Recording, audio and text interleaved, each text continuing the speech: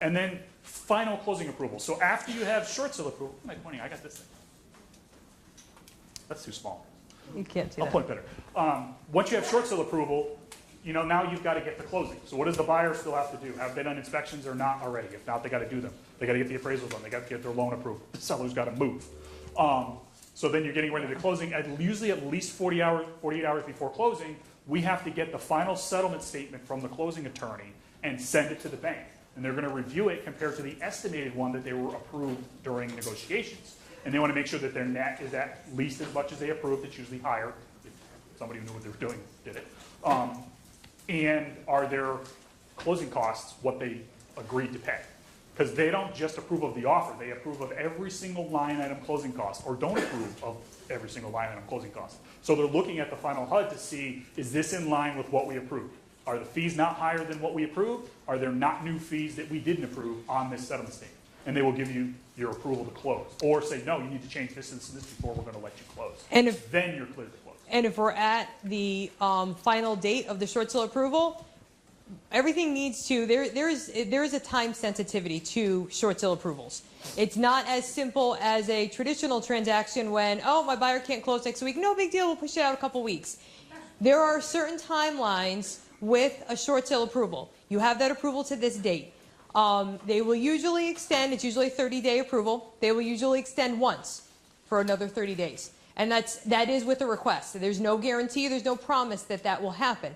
So, but after that second approval, that first extension, if you don't close, like that's it. We are starting from the beginning. They will close the file and they will say, okay, that's it, reapply. So as much as, only a couple days. Yeah, I mean, literally, it will be days. And Sean scrambles. Sean does all the closing. Sean will scramble. Closing days can be very stressful sometimes when, a lot of days, when things are, it's going up to the minute. We're trying to get HUDs approved, and everybody's trying to get their stuff ready and done. Is a lot of times the closing attorney's office isn't able to get us the closing disclosure a full 48 hours or more before closing.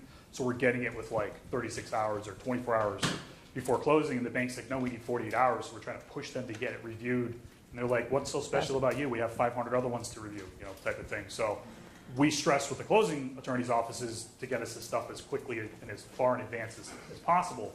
If the buyer's getting a closing cost credit, and then just some banks require that they see the buyer's figures also. So they either want to see the buyer's closing disclosure or an ALTA combined settlement statement, which looks a lot like the old HUD 1 settlement statements did, has the two columns with both sets of figures on it. So those figures for the buyer's side a lot of times are like last minute before closing, 24 hours, maybe 48 hours before closing that those figures are available. So if we're working with a bank that wants to see both sides, we're waiting on those final figures from the buyer's bank to send to the seller's bank to get final approval. It's always ideal if we could have like at least a week, but a lot of times we're going right up to the minute. But just so that you guys know, whether you're on the buyer side or the seller side, if you have, somebody saying to you, well, we just need one more day.